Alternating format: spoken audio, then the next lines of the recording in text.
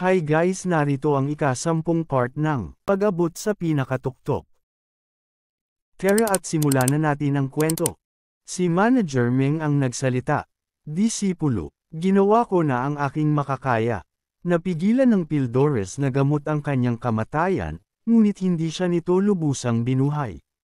Si Sia ang nagsalita. Master, ano ang ibig mong sabihin? Si Manager Meng ang nagsalita.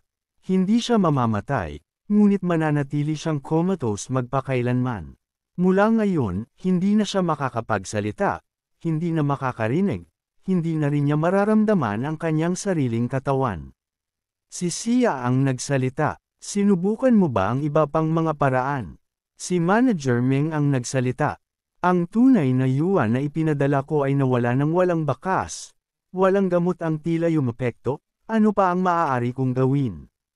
Si Sia ang nagsalita. Nauunawaan ko. Kahit si Master ay wala ng ideya. Ang bida ang nagsalita. Ano ang pinag-uusapan ninyo? Si Manager Meng ang nagsalita. Pinag-uusapan namin ang tungkol sa iyong pinsala. Ha! Nagulat ang dalawa. Napalingon ang mga ito, habang nakatingin sa ating bida na nakahiga. Si Sia ang nagsalita. Kapatid, gising ka na. Ang bida ang nagsalita. Ayos lang ako, medyo mahina lang. Si Sia ang nagsalita. Tingnan mo, Master. Si Manager Meng ang nagsalita. Yang Kai, hayaan mo akong suriin ang iyong pulso. Imposible. Hindi maipaliwanag. Paano nangyari ito? Si Sia ang nagsalita. Master, siya ay. Si Manager Meng ang nagsalita. Dahil gising na siya ngayon, dapat walang problema. Ngunit imposible ito. Yang Kai, sigurado ka bang hindi ito isang dying flash? Ang bida ang nagsalita. Treasurer Meng, sinusubukan mo ba akong sampain? Si Manager Meng ang nagsalita. Na-diagnose ko kanina na hindi ka namadyay gising. Kaya ano ang nangyayari ngayon? Si Sia ang nagsalita. Master, isa kang kwak. Si Manager Meng ang nagsalita. Ahem, sa anumang paraan, mabuti na nagawang magising ni Yang Kai. Huwag kang mag-alala sa maliliit na bagay. Dahil gising na ang batang ito, dapat mong ituon ang iyong mga pagsisikap sa pagsipsip ng hamog sa loob ng susunod na 3 araw. I convert ang lahat ng yuan chi sa iyong katawan sa tunay na yuan. At mag-breakthrough sa True Foundations realm. Naiintindihan. Makalipas ang 2 araw, may kumakatok sa pinto. Sige, pumasok ka. Si Manager Meng ang nagsalita. Dinalhan kita ng gamot para sa paggaling. Inabot ito sa ating bida sabay nagpasalamat. Salamat. Si Manager Meng ang nagsalita.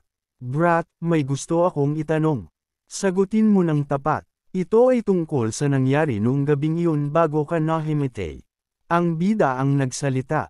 Hindi ba sinabi sa iyo ni Sister ang tungkol dito? Si Manager Meng ang nagsalita. Sa nakalipas na ilang araw, inilaan niya ang kanyang sarili sa paggamot sa iyong mga pinsala, kaya hindi ako nagtanong.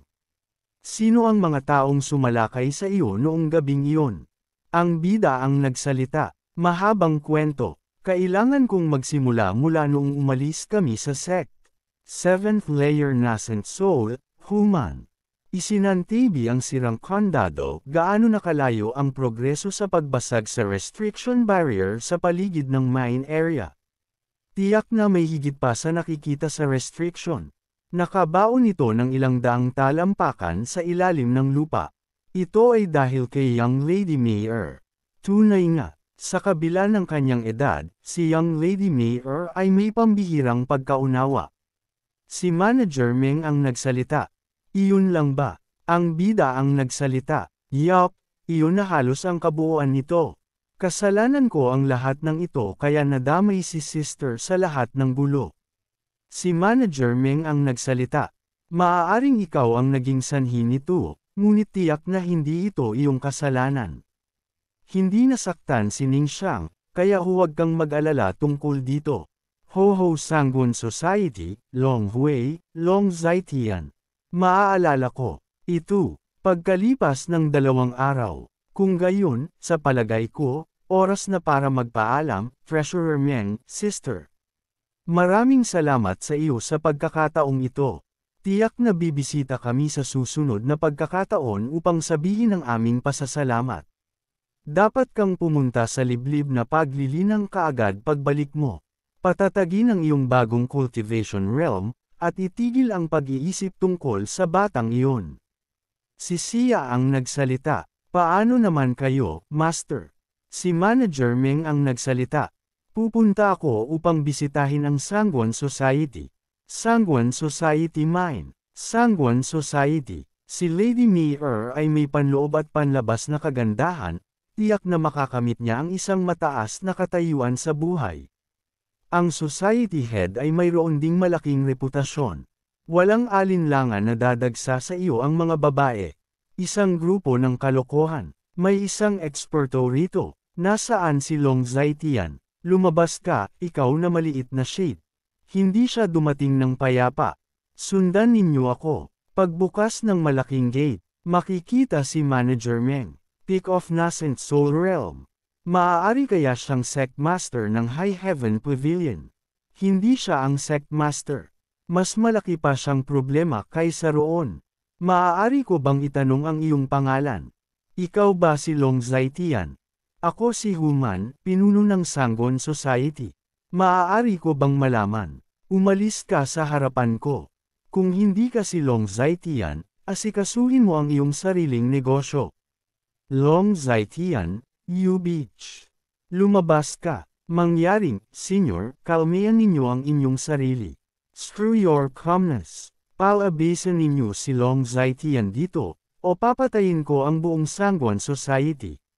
Bumaba ka sa iyong mataas na kabayo, matandang fort. Ang Sangwon Society ay hindi basta-basta. Sa wakas ay nagpakita ka na, you bitch. Kaagad may lumaban kay Manager Meng. Ngunit sa bilis niya, kaagad niya itong napatumba. Naghahandaan ng umaapoy na pag-atake sa Manager Meng. Habang nanlaki ang mata ng kalaban. Ngunit may samalo sa pag-atake ni Manager Meng. Senyor, hindi maganda na basta na lamang magsimula ng away. Sabay-sabay kayong lumapit sa akin kung mayroon kayong mga reklamo. Tinamaan ng suntok ang isang ito. Hindi pa rin nila napigilan si Manager Meng. Itigil ninyo, lahat kayo. Mangyaring, Senyor, bigyan ninyo kami ng pagkakataong makipag-usap. Maaari ko bang itanong kung sino ka, at ano ang nagawa ko upang maging karapat-dapat dito? Wala kang nagawa. Ano? Upset. Hinahayaan ko lamang kayong maranasan kung ano ang hinarap ng aking mahal na disipulo noong gabing iyon. Ang iyong disipulo, maaari mo bang ipaliwanag? Walang gaanong ipapaliwanag. Akalain mong naglakas loob siyang hawakan ng aking disipulo. Kapag pumunta ka sa impyerno, maaari mong tanungin ang iyong apo na si Long Hui ng personal kung ano ang ginawa niya kasama ang kanyang mga tauhan. Long Hui. Ano ang nangyari sa kanya? Ano sa palagay mo? Si Long Hui ay halos isang sagisag ng pagnanasa. Malinaw na ang disipulo ay dapat na isang medyo magandang babae. Ang hanggal na brat na iyon. Hindi ba niya alam na mas mabuting huwag hawakan ng disipulo ng isang master? Narito ako ngayon para sa nag-iisang layunin na kunin ang iyong buhay. Umaasa ako na malalaman mo na mayroong ilang mga tao na hindi mo kayang pakialaman. Kaya tapusin na ninyo ito. Naglunsad ng isang firebomb attack si Manager Meng. Habang sa kabilang banda naman, nakabantay lang ang ating bida. Naghahanap ng yang attribute spiritual plant seeds. May nagtanong, bumibili ka ng mga binhi. Nagulat ang ating bida sa kanyang nasa harapan. Nagmadali siyang sumagot. Oo, mayroon akong ilan, ngunit kaya mo bang bayaran ang mga ito? Ang bida ang nagsalita, depende yan sa kung ano ang mayroon ka. Tingnan mo, ang bida, ang nagsalita, mid-grade earth tier. Magkano ang gusto mo? 1,000 tael. Sa isip niya, iyan ay isang mahirap na bargain. Ang binhi ng mid-grade earth tier plant na Crimson Heart. Kapag hinog na, marami itong gamit. Sinasabi ko sa iyo, 1,000 tael ay isang steel. Kapag hinog na, sabi mo. At kailan kaya iyon? Kung bumibili ka ng mga binhi, dapat mayroon kang pasensya na maghintay. Kinailangan kong dumaan sa maraming bagay upang makuha ang mga ito. Bukod dito, hindi naman sa wala kang ibang may mas magandang alok. Sige, dahil nagmula tayo sa parehong sect. Kinuha ito ng ating bida. Lindul, napalingon ang ating bida sa pagsabog. Isang away. Iyon ay marahil si Treasurer Meng na naghihiganti. Sabay na patangin siya sa gilid. Mabilis at tumatakbo ang tatlong ito. Naroon ang mga town guard. Dapat mayroong isang bagay na kapana-panabik na nangyayari, puntahan natin ito. Hindi ko inaasahan na magagalit ng ganito si Old Man Meng. Iniisip ko kung paano ito magtatapos. Napaluhod ang apat sa ginawang pag-atake ni Manager Meng. Hindi ko inaasahan na magiging napakalakas niya. Habang nakatingin lang sa kanila si Manager Meng. Ang skill na ginamit niya. Dapat ay nasa Zuan stage man lang. Tiningnan ni Manager Meng ang kanyang nag-aapoy na palad at napapaisip ito. May mariin siyang tinitingnan. Sa tinamaan ng kanyang pag-atake may lumiliwanag. Biglang may lumiwanag na dilaw at asol. Ang mga liwanag ay naghugis na dragon. Beast Soul. Pagkatapos ng isang tiyak na antas, ang mga spirit beast ay hindi agad-agad nagkakalat pagkatapos ng kamatayan, sa halip ay naghihintay sila ng isang pagkakataon upang muling mabuhay. Ngunit ang mga dragon at phoenix projections na ito ay tila gawa sa purong enerhiya, hindi beast souls. Na nangangahulugang, mayroong isang bagay sa lugar na ito. Habang patuloy na lumiliwanag ang mga ito, dumiretso ito ulit pababa, nang damama na ito sa lupa. Lumikha ito ng isang butas. A Cave of Legacy. Cave of Legacy. Iyon ang lugar na iniwan ng mga nakamit ang lubhang mataas na antas ng paglilinang, at karaniwang kasama ang kanilang panghabang buhay na pag-aaral. Ang dalawang sects ay malapit ng Malarma. Ang maagang ibon ang nakakakuha ng uod. Agad na tumalon ang isang ito. Habang nakikita lang kita ni Manager Meng. Pinagmamasdan ito ng tumalon. Sect Master. Ano ito? Nagulat sila nang may mga nagdatingan. High Heaven Pavilion. Storm Manor. Ito ang mine area ng Sangwon Society. Hindi maganda na basta na lamang pumasok ng hindi inaanyayahan. House Master ng Storm Manor. Xiao Ruohan. Society Head Hu, magkapitbahay tayo sa loob ng ilang daang taon. Kung nahaharap ka sa anumang mga paghihirap, hindi natin maaaring hayaan ang ating mga sarili na umupo na lamang.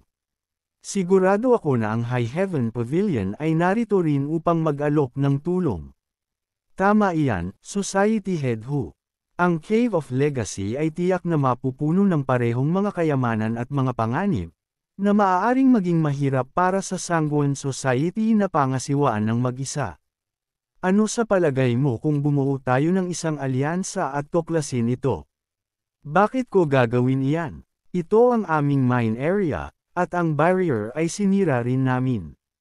Ano ang nagbibigay sa iyo ng karapatang pumasok? Ako ang sumire ng barrier. Kung hindi dahil sa akin, maaari mo bang natuklasan ang lugar na ito? Tama siya, bakit hindi tayo kumalma, at talakayin kung paano makapasok sa cave muna. Pagkalipas ng 4 na oras, mga disipulo, magtipon ayon sa inyong mga sect. Makikita ang dami ng tauhan. Brother Yang, narito ka rin. Siyempre, sino ang makakaligtaan sa gayong malaking kaganapan? Saan ka nagpunta? Nawala ka sa loob ng 20 araw. Mayroon akong ilang mga bagay na dapat ayusin. Katahimikan. Katahimikan, lahat. Ang Caves of Legacies ay matagal nang hinahangad na mito. Sa buong Great Han Dynasty, wala ni isa sa mga ito ang lumitaw sa loob ng 1,000 taon. Mayroong mga miracle pills at gamot, cultivation at secret arts, heavenly treasures ng lahat ng uri. Ngunit pinakamahalaga, ang legacy na iniwan ng orihinal na may-ari ng cave na ito.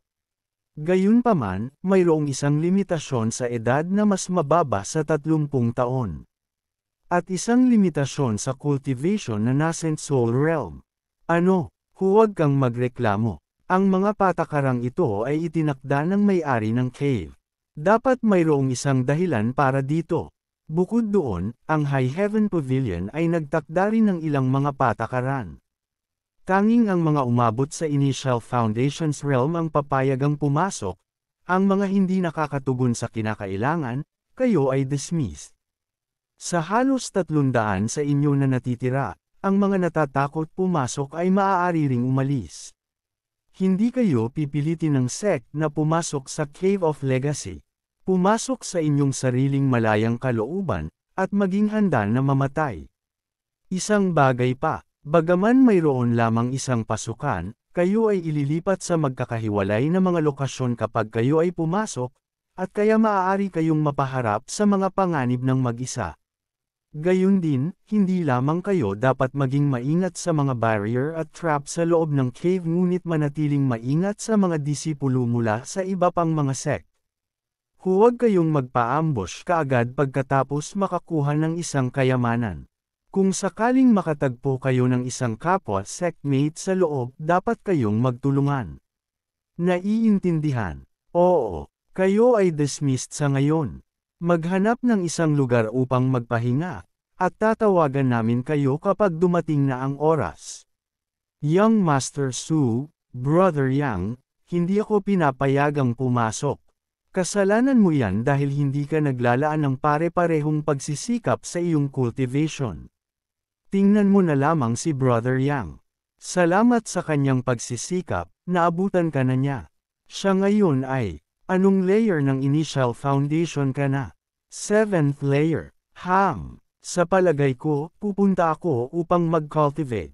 Dapat samantalahin ni Brother Yang ang oras na ito upang gumaling din. Hindi na kita guguluhin pa. Mayroong halos 50 patak ng yang liquid sa aking dantian, sapat na iyon. Ngunit hindi ko alam kung anong mga panganib ang magpapakita sa Cave of Legacy. Mga disipulo ng mga sect, magtipon. Mas makabubuti kung magkikita-kita tayo roon. Pero dahil lahat ay dinadala sa ibang lugar pagpasok, mabababa ang chance na mangyari yun. Pero paano kung makaharap ka ng mga panganib pagkatapos mong mahiwalay? Ngayon na naisip ko, talagang mapanganib ito. Malapit na ang aming turn. Sana magkita-kita tayo. Tumalon na sila papunta sa cave. Kay Liwanag, nakababa na sila sa lupa. May napansin ang ating bida na kasabay niya. Tinawag ito ng ating bida. Brother, magsasalita pa sana ang isang disipulo. What is? Ngunit agad niya itong nakilala. Yang Kai, ika-4 na antas ng Fluong Chi Realm ni Yeyong. Naalala kong nakita ko siyang sumusunod kay Jia Hongchen noong nakaraan. Nagpakilala ang disipulo. Ako si Yeyong mula sa Disciplinary Hall. Naalala mo ba ako? Habang nag-uusap ang dalawa, may tumawag sa kanila. Hey! Namula naman ang isang disipulo, ngunit agad itong nakilala ng bida. Ikaw! Ika-7 na antas ng Fluong Chi Realm, Lan Chudai. Nakangiting nagsalita si Chudai. Oh, anong galing na pagkakataon. May dumating pang mga disipulo. Ika-5 na antas ng Fluong Chi Realm, Zuo An. Ika-6 na antas ng Fluong Chi Realm, Du Yishuang. Nagsalita ang bida. Mukhang 5 lang tayo rito. Lindul, may papalapit na stone puppet sa kanila. Agad namang tumulong ang ating bida. Mag-ingat ka, gumagalaw ang mga rebulto, tumakbo tayo, dumaan tayo sa mga haligi roon. Baka maligaw natin sila, sa wakas, nagawa rin natin. Yang Kai, demonyo ka. Huwag mong dalhin dito yan. Isa lang naman yan, kaya nating wasakin. Magandang ideya, Zuan, maaari ka bang mang-istorbo saglit para mapigil ang galaw nito? Ma'am, sinugod ni Zuo ang estatwa. Inatake niya ito gamit ang kamao. Sabi ng bida, sundan mo ng atake. Sumang-ayon agad ang babae. Gumawa ito ng pag-atake mula sa loob ng katawan ng estatwa. Pinagtulong-tulungan nila ang gumagalaw na estatwa. Nagsalita si Chudai. Tulungan natin sila. Okay. Pagkalipas ng ilang sandali. Sa wakas, tumigil na rin sa paggalaw. Sa isip ni Yang Kai. Ang Zuan Yang Sigil ay tumutugon. May kayamanan sa loob ng rebeltong ito. Nagsalita si Yeyong. Yang Kai, Bakit mo dinala sa akin ang estatwa kanina? Sagot ng bida, talaga ba? Ang gulo kasi, hindi ko na malayan. Nagngit-ngit si Nieyong. Lintik ka. Sumabat si Chuday. Tama na ang pagtatalo. Sinabi ng bida, nahanap ko na. Isang meridian diagram. Makakatulong ito para matutunan natin ang bagong martial skill. Hindi ko akalaing may kayamanan sa loob ng rebeltong yun. Sabi ni Zuo, pero isa lang ang figuran. Kanino natin ito ibibigay? Sabi ng bida, ito siguro ang susi para mapaganya ang mga rebulto, ibig sabihin, hindi ito nag-iisa. Nagmungkahi si Chuday, iminumungkahi kong manatili tayo rito ng ilang araw. Hintayin nating makakuha ng 5 bago natin hatiin. Sagot ng bida, sang-ayon ako, kung ganun, pag-usapan natin ang ating estratehiya. Hindi mahina ang mga rebulto, kaya mas mabuti kung gaya ng ginawa natin, isa ang aakit, tapos sabay-sabay nating aambusan. Sabi ni Nieyong, kailangan natin ng mas malalakas para umatake. Yung mahina, pwedeng pain. Brother Yang, ikaw na lang kaya ang mamuno sa pag-akit ng mga rebulto. Sagot ng bida, syempre, tinanong siya ni Chuday, sigurado ka? Nakangiting sagot ni Yang Kai. Mga 80% sigurado ako. Sabi ng isang babae, Yang Kai, halatang pinagtitripan ka ni Nieyong. Sagot ng bida, ayos lang, mag-ingat ka na lang. Kung hindi mo na kaya, papalitan ka namin. Okay, lumapit ang bida sa mga rebulto. Dahan-dahan niyang hinawakan ang isa. Pagdampi pa lang ng kamay niya. Nag-react agad ang mga ito. Mabilis siyang tumakbo. Yang Kai, papalapit na siya. Maghanda na kayong lahat, sigaw ni Chuday. Habang umaakit ng mga rebulto ang bida, sabay-sabay naman ang pag-atake ng mga kasamahan niya. Makaraan ang 5 araw. Sa isip ng bida, sa mga nakaraang araw, napansin kong hindi lahat ng rebulto ay may figuran. Pagkatapos ng ika-4, wala na kaming nakuha. Lalo pa silang lumalakas. Mas delikado na ito. Dapat na ba kaming huminto? Nagsalita si Nieyong. 4 lang ang martial skills pero 5 tayo. Paano natin hahatiin? Dapat patas. Brother Yang, mahina ka pa, kaya ka dapat may 1. Pero huwag kang mag-alala, babayaran ka namin ng pilak. Sumabat ang isang babae, hindi mo masusukat sa pilak ang halaga ng martial skills. Sa isip ng bida, sa ganitong sitwasyon, ang leader lang ang may karapatang magdesisyon. Nagsalita si Chuday. Subukan pa natin minsan. Kung wala, ako na ang bahala kay brother Yang pagbalik sa sekta. Sa isip ng bida, ang babaeng to, sumasang-ayon din pala kay Nieyong. Sabi ni Chuday, Brother Yang, umaasa kami sa'yo. Isa pa ulit, sagot ng bida, naiintindihan ko. Sa isip niya, kung hindi patas si Lan Chuday, ako na lang ang kikilos para sa sarili ko. Habang nag-aakit muli si Yang Kai ng rebulto, may napansin siyang kakaiba. Itong isang rebulto, tuwing lalapit ako, parang pinuprotektahan ito ng iba. Siguradong may tinatago itong mahalagang bagay. Mabilis siyang kumilos. Tumakbo papunta sa gitna, at inatake ang rebulto. Ang tigas. Buwisit, wala na akong oras. 10 patak ng yang liquid, lahat ko na ibubuhos dito. Nagliwanag ang rebulto. Tama nga ako, pinuprotektahan nila ang rebultong ito dahil may kayamanan. Nakuha niya ang figuran, at agad siyang umalis. Pagbalik niya sa grupo, naghanda na silang muli para sa huling pagsubok. Ito na ang huli. Maghanda na kayong lahat, sigaw ni Chuday. Matapos nilang makuha ang figuran. Ito na, 5 na tayo, tigisa na. Sabi ni Yang Kai. Hehe, mukhang maswerte ako. Lahat tayo ay nag-ambag. Hatiin na natin ito at pagkatapos ay magpahinga bago umalis, wika ni Chuday. Sang-ayon. Pagkalipas ng 3 araw, umalis na sila sa stone statue array. Sa isip ng bida, sa wakas, nakalabas din tayo. Habang naglalakad, nakakita sila ng lawa. Napansin ni Zuo An, may mga bakas ng malaking grupo rito. Parang dito sila nagpahinga. Sabi ni Nieyong, habulin natin sila. Kung makita natin si Brother Jia o Sister Su, mas maganda. Sabi ni Chuday, kung nagpahinga rito ang iba, ibig sabihin ligtas ito. Dito na rin tayo magpahinga. Sumang-ayon si Nieyong, tama ka, sister. Gawin natin yan. Habang nagpapahinga, tinawag ni Chuday si Yang Kai. Brother, sumama ka sa akin. Ano kaya to? Isip niya. Tinawag din ni Chuday si Do. Sister Do at ako ay maliligo sa sapa. Sabi ng bida, ligtas bang magpaligo na may lalaki sa paligid? Sabi ni Chuday, ano ka ba, magbabantay ka lang. Huwag mong hayaang lumapit ang iba. Sagot ng bida, bakit ako? Si Nieyong kaya mas bagay dyan. Sabi ni Chuday, hindi ko siya pinagkakatiwalaan. Ikaw, oo, ngumiti ang bida. Ibig sabihin, nagtitiwala ka sa akin. Baka matukso akong sumilip. Sagot ni Chuday, hindi ako tatutol kung may lakas loob ka. Pero hindi ko alam kay Sister Do.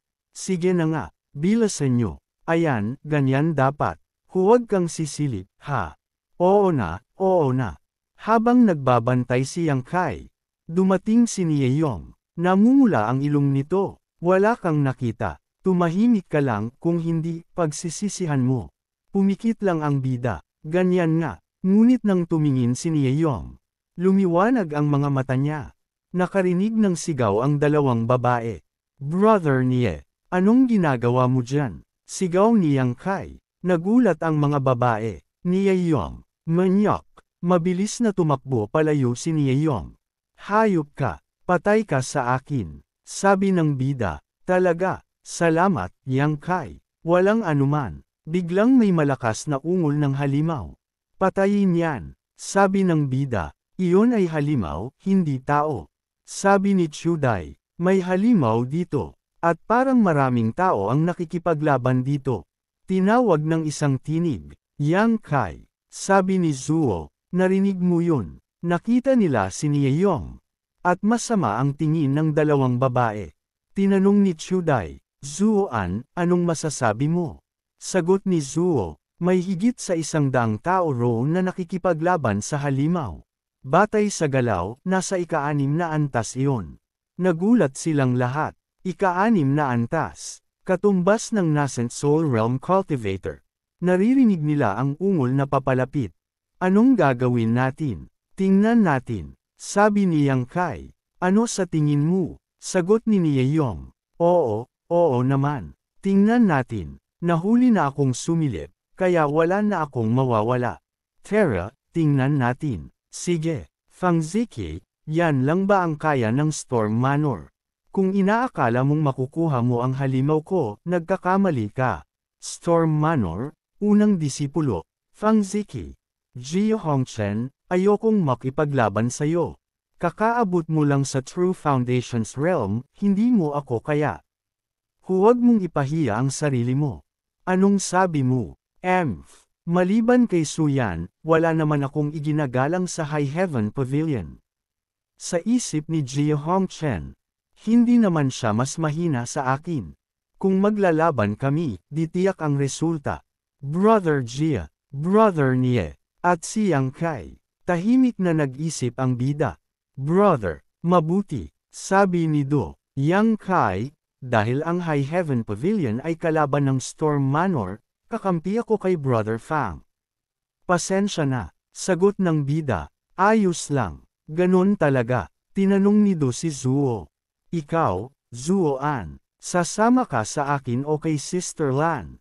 Sa isip ni Zuo, may tensyon kina Yang Kai at Jia Hongchen.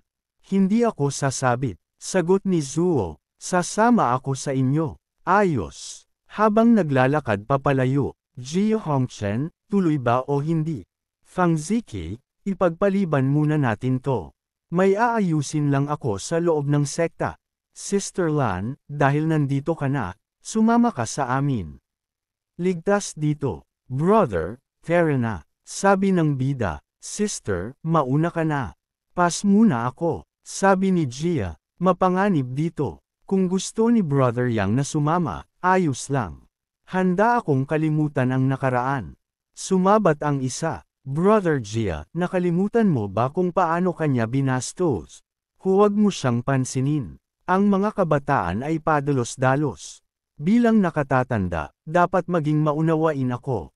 Napakabuti mong tao. Siguradong nahihiya si Yang Kai. Yang Kai, hindi ka baluluhod at hihingi ng tawad. Sabi ni Chudai, Brother, alam kong hindi kayo magkasundo ni Brother Gia, pero mapanganib ang lugar na ito. Mas mabuti nang humingi ka ng tawad kaysa malagay sa panganib ang buhay mo. Sabi ng bida, huwag mong sabihing hindi mo nakikita ang motibo ni Jia Hongchen. Reaksyon ni Chuju, ano, nagpatuloy sa pagsasalita ang bida. Matatalino kayo, dapat alam mo kung ano ang gusto niyang gawin sa akin. Kung gusto mo, umalis ka ng mag-isa. Hindi mo kailangang makonsensya tungkol sa pag-abandona sa akin. Sabi naman ni Chuju, hindi ako kasali sa mga away niyo, at wala akong utang na loob sa iyo. Kaya huwag kang magmukhang nasasaktan. Sabi ng bida, hindi naman. Bawat isa sa sarili niyang paraan. Wala namang namamagitan sa atin sa simula pa lang. Sige, umalis ka na. Sa isip nito, ang bastos na yon ay nagmamayabang pa rin. Gusto ko siyang mamatay. Tumuro sa gilid si Gia. Sabi ni Nieyong, Brother, dahil mapangahas si Yang Kai, magdadala ako ng ilang tauhan para hulihin siya. Magaling. Kung ganoon, hindi na ako mag-aabala pang pumunta. Turuan mo siya ng leksyon para sa akin. Naiintindihan. Humabol ng tatlo sa ating bida. Sa isip ni Chuju, Yang Kai, kung may kapangyarihan ka, natural na magtitipon at kakampi sa iyo ang mga tao. Sa kasamaang palad, wala kang ganoong kapangyarihan. Sabi ni Do. Nagkakaroon sila ng panloob na alitan. Nagtanong si Fang, saan ka pupunta? Sabi ni Do, Brother Fang, iniligtas niya ako ilang araw na ang nakalipas. Personal na negosyo nila yan. Hindi ka dapat makialam. Pero, kayong dalawa, magbantay kayo, huwag ninyo siyang hayaang umalis. Opo, nagkakaroon ng panloob na alitan dito. Hula ko, yan lang talaga ang High Heaven Pavilion. Sister, itigil mo na ang kalokohang ito. Bitawan mo ako, sabi ni Zuo, huwag kang mag-alala, kahit na ang kanyang paglilinang ay 7th layer initial foundations lamang. Palagi kong nararamdaman ang isang uri ng panganib mula sa kanya nitong mga nakaraang araw. Maaaring hindi siya ang tunay na talunan sa pagkakataong ito. Talaga, hindi ko alam. Intuit ayon ko lang pero ang intuit ayon ko ay palaging tumpak. Habang patuloy na tumatakbo ang ating bida, sabi ng mga humahabol, Yang Kai, sumuko ka na o pagsisisihan mo ito. Sagot ng bida, sa panaginip niyo, sabi ni Nieyong, Brothers, ang bastos na ito ay nakakuha kamakailan ng isang upper grade earth tier martial skill. Makikinabang tayong lahat kung mahuli natin siya at malaman ang paraan ng paglilinang para sa skill na yun. Yang Kai, ipagpapatuloy mo pa ba ang walang kabuluhang paglaban na ito? Sabay na umatake yung dalawa, ngunit nagkailag yung bida. Brother Yang, huwag ka nang tangkaing tumakas. Brother Yang, noong sinira mo ang kasiyahan ko kanina, naisip mo ba na magkakaroon ng ganitong mga kahihinatnan? Ang kasiyahan mo, ang ibig mong sabihin ay ang pagsilip sa mga babaeng naliligo. Yang Kai, ibigay mo na ang martial skill. Ibabalik kita para makita si Brother Gia, at baka patawarin kanya kung magsasabi ako ng maganda. Sabi ng bida, Brothers, nagpapasalamat ako sa inyo sa pag-iisip, ngunit kung nais ninyong kumuha ng isang bagay na akin, kailangan ninyo muna akong talunin. Nagsalita naman ang isa, huwag kang mag-alala kung gagawin ko. Dahil lang sa pareho tayo ng sekta ay hindi nangangahulugang magiging madali ako sa iyo. Huwag nang magsayang ng hininga.